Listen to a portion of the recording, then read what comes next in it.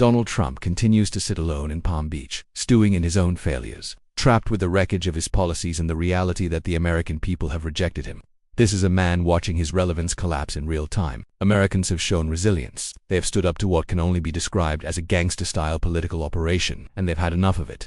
So Donald, you can rage online all night long. You can post endlessly. You can rant, rave, and spiral. But the truth is simple. You've been exposed, completely. Late last night, this is what Donald Trump was posting. He called himself the Peace President. The Peace President.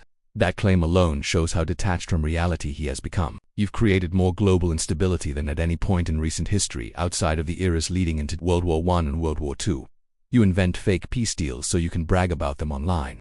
You talk about Cambodia and Thailand. You throw out claims about Congo and Rwanda. None of it is real. It's performance. It's fraud. You are making the world more dangerous, not safer. You post memes calling yourself the Peace President, but you couldn't even come close to ending the war in Ukraine in 24 hours like you promised. Instead, you've behaved like a bootlicker for Vladimir Putin. At this point, you are acting as an accomplice. It is utterly despicable. Then Trump makes another late-night post announcing that he's appointing the governor of Louisiana, Jeff Landry, as a so-called United States Special Envoy to Greenland. He claims Landry understands how essential Greenland is to national security. Let's be clear.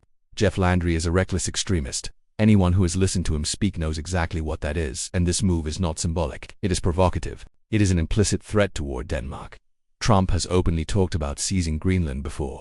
This is how imperial ambitions look in real time, and this isn't isolated.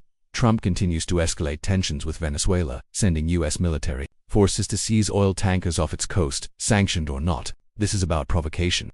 This is about manufacturing conflict. Trump also announced that later today, again from Palm Beach, he plans to appear alongside Pete Hegseth with references to the Secretary of War and the Secretary of the Navy. Expect more talk of aggression, more normalization of war crimes, more distraction, because that's what this is all about. Distraction.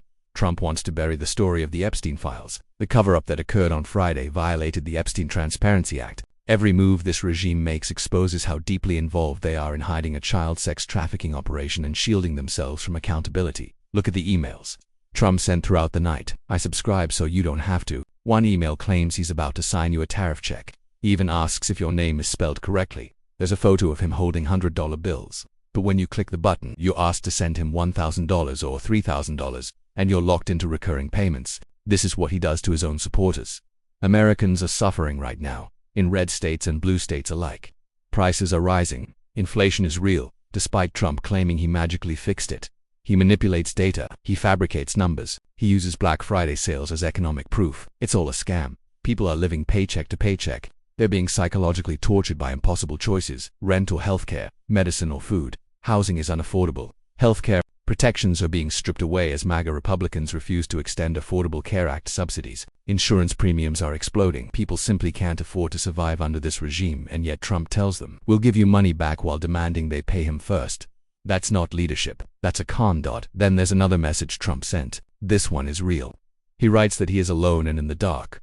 He posts a photo where he looks like he's crying. He claims he's sitting alone in a war room while everyone else has gone home, begging supporters to act fast and send money. This is the behavior of someone unraveling.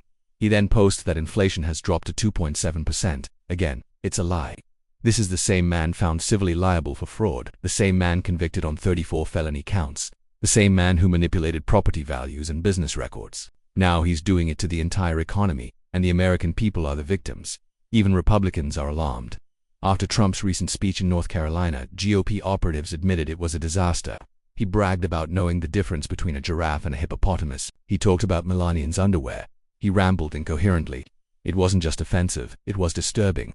People are openly questioning his cognitive state. His medical records remain hidden. Just like everything else with this regime, it's another cover-up. A report from the Center for Economic and Policy Research confirms what workers already know. Manufacturing is in a serious slump. Layoffs are accelerating. Unregulated AI is replacing jobs. Unemployment is surging. Over 1 million jobs have been lost in the past year alone. Meanwhile, Trump allegedly pressured new leadership at CBS to kill a report on deportations to El Salvador under brutal conditions. According to reports, Bari Weiss shut the story down.